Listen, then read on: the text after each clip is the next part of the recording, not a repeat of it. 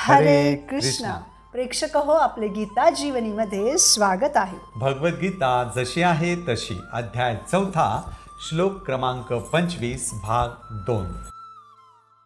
तर प्रेक्षक हो, मागील भागात याच श्लोकावर चर्चा करताना आपण देवी देवतांप्रती विविध प्रकारचे यज्ञ करणाऱ्या उपासकांबद्दल चर्चा केली. आज ब्रह्मज्योतीवर मनन करणाऱ्यांबद्दल चर्चा करू. परंतु आपली खरी संतुष्टी कशात आहे तेही पाहू. तर प्रेक्षक हो, काही लोक जे भगवंतांच्या शरीरापासून निघणारी जी ब्रह्मज्योती आहे तिची म्हणजे निराकार स्वरूपाची पूजा करतात. ते निर्विशेषवादी किंवा मायावादी असतात. ते ब्रह्मरूपी अग्नीमध्ये त्यांच्या व्यक्तित्वाची, भौतिक उपाधींची, वैयक्तिक अस्तित्वाची, त्यांच्या आत्म्याचीच आहुती देतात. निराकार ब्रह्मज्योतीमध्ये विलीन होतात. त्यासाठी ते खूप जास्त प्रयत्नही करतात. जसे की हिमालयामध्ये बर्फावर गुहेमध्ये तपस्या करायला बसतात. त्यांना ज्ञानयोगी असे म्हटले जाते. परंतु या योगींना सुद्धा त्या ब्रह्मज्योतीमधून पुन्हा याच भौतिक जगात यावं लागतं. ज्याप्रमाणे विमान आकाशामध्ये कितीही उंच उंच उडले तरी त्याला शेवटी जमिनीवर यावंच लागतं, त्याचप्रमाणे हे योगी हिमालयामध्ये खडतर तपस्या करूनही पुन्हा या भौतिक जगात येतात आणि शाळा खोलतात, दवाखाने खोलतात, पुन्हा ते याच संसारात अडकतात. प्रेक्षक हो, आपण परमपुरुष भगवान श्रीकृष्णांचा साक्षात्कार 3 प्रकारे करू शकतो. 1 ब्रह्मन साक्षात्कार, 2 परमात्मा साक्षात्कार आणि 3 भगवान साक्षात्कार. उदाहरणार्थ, ब्रह्मन साक्षात्कार म्हणजे जसे की रेल्वेचे पुढील लाईटला पाहणे. परमात्मा साक्षात्कार म्हणजे जसे की त्या रेल्वेचे डबे पाहणे. आणि भगवत साक्षात्कार म्हणजे त्या रेल्वेच्या डब्यामध्ये बसलेल्या लोकांना पाहणे होय. किंवा आपण दुसरे उदाहरण घेऊ शकतो, ते म्हणजे आपण जेव्हा हॉटेलमध्ये जातो तेव्हा तेथील मेन्यू कार्डवर गुलाबजामचं चित्र पाहतो. तो झाला ब्रह्मन साक्षात्कार, ज्यामध्ये आपण त्या गुलाबजामचा स्वाद घेऊ शकत नाही, बरोबर. दुसरा, गुलाबजामची ऑर्डर दिल्यानंतर त्या गुलाबजामची डिश आपल्या समोर येते. आपण त्या गुलाबजामला पाहू शकतो, म्हणजे परमात्मा साक्षात्कार. यामध्येही साक्षात्कार पूर्ण नसतो, म्हणजे आपण त्या गुलाबजामचा स्वाद अजूनही घेतलेला नसतो. आणि तो गुलाबजाम उचलून आपल्या जिव्हेद्वारे त्याचा रसास्वाद घेणं, त्या गुलाबजामचा स्पर्श, त्याचा गोडवा, त्याची चव अनुभवणं म्हणजे भगवत साक्षात्कार, ज्यामध्ये आपण साक्षात भगवंतांना अनुभवू शकतो, त्यांच्याशी वैयक्तिक संबंधाद्वारे आनंद घेऊ शकतो. परंतु हे जे मायावादी किंवा निर्विशेषवादी असतात ते ब्रह्मन साक्षात्कार करण्यासाठी प्रयत्नशील असतात आणि ते भगवंतांच्या ब्रह्मज्योतीमध्ये विलीन होऊ इच्छितात.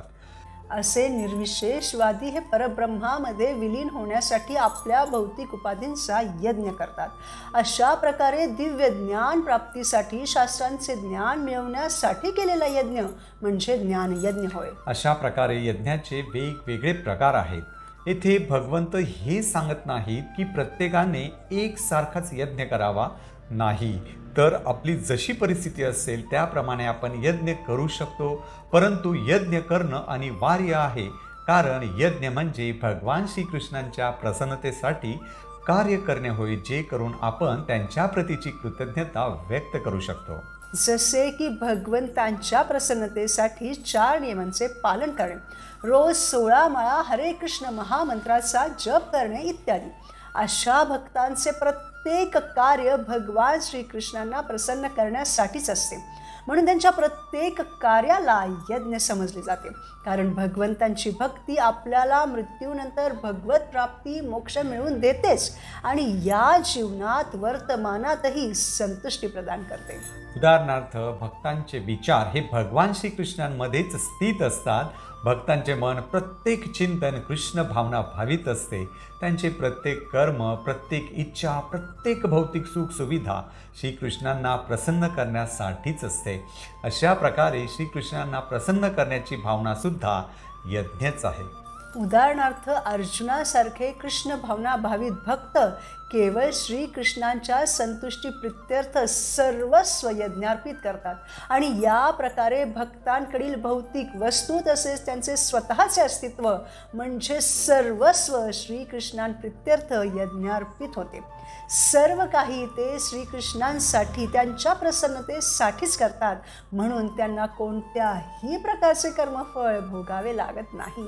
प्रेक्षक हो, प्रभुपादांनीही लोकांना पैसे मागितले, कारण त्यांना भगवंतांची मंदिरे बनवण्यासाठी, भगवंतांच्या सेवेसाठी पैसे हवे होते. त्याचप्रमाणे हनुमानजी समुद्र पार करून श्रीलंकेमध्ये उड्डाण घेतात. कशासाठी? तर सीतामाई आणि श्रीराम यांची भेट घडवण्यासाठी. अशा योगींनाच भगवान श्रीकृष्ण परम योगी, सर्वोत्तम योगी मानतात, जे भक्ती योगाचे पालन करतात. परंतु असे केल्याने ते त्यांचे स्वतःचे वैयक्तिक अस्तित्व गमावत नाहीत बरं का, तर ते मृत्यूनंतर भगवत धामी जातात. असे कृष्ण भक्त या संसारात राहूनही आनंदीच असतात आणि जेव्हा ते या संसारातून मुक्त होतात तेव्हा ते भगवत धामीही आनंद लुटतात. तेथे ते भगवान श्रीकृष्णांसोबत, त्यांच्या भक्तांसोबत आनंदीच राहतात. तेथे येथील चलन चालत नाही, तर प्रेमधन चालते. तेथे भक्त स्वतःपेक्षा दुसऱ्यांवर विश्वास ठेवतात, स्वतःपेक्षा जास्त दुसऱ्यांवर प्रेम करतात. तेथे कोणत्याही प्रकारचे दुःख नसते, चिंता नसते. इतके तेथे ते प्रसन्न राहतात. गीत गात आहेत अशा प्रकारे बोलतात, चालताना नाचल्याप्रमाणे चालतात. असे तेथे दिव्य वातावरण असते. म्हणून प्रेक्षक हो, जीवनात आनंदी राहण्यासाठी आपण कर्मयोग किंवा ज्ञानयोगामध्ये न अडकता भक्ती योगाचे आचरण केले पाहिजे आणि श्रीकृष्णांच्या सेवेसाठी स्वतःचे वैयक्तिक अस्तित्व टिकवून ठेवले पाहिजे. पुढील भागात आपण भगवद्गीतेच्या 4थ्या अध्यायातील पुढील श्लोकांवर मनन करू. स्वतःसाठी भौतिक गोष्टींचा किंवा भौतिक उपाधींचा यज्ञ न करता प्रत्येक कर्म भगवंतांच्या संतुष्टी प्रित्यर्थ करून खऱ्या अर्थाने यज्ञ साधूयात, सर्वोत्तम योगी बनूयात. धन्यवाद. हरे कृष्णा.